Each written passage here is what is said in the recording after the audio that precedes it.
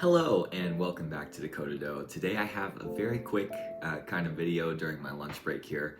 I just want to talk about nutrition for martial artists and in general, kind of healthy practices, because it's very important as an athlete especially, but it also impacts everyone in their everyday lives. It can really help you feel better if you're healthier.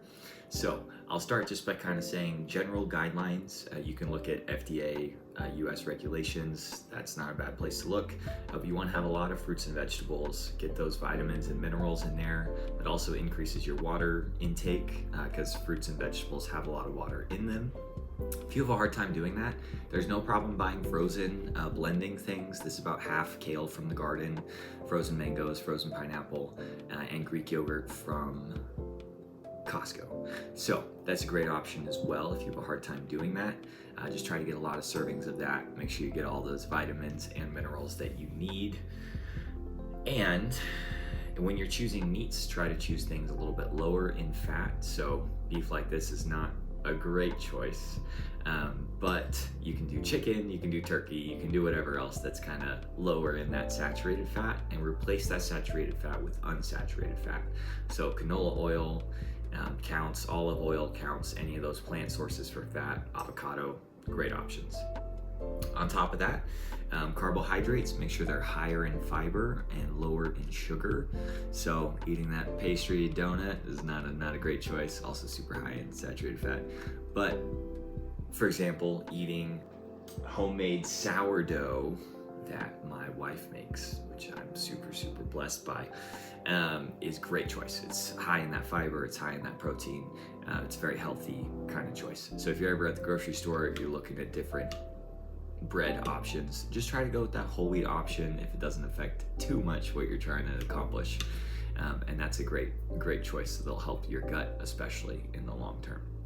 So high in fiber, low in sugar, stay hydrated. Those are great general principles to live by. As far as athletics goes, I need to intake a lot of carbohydrates to meet my energy requirement for each day.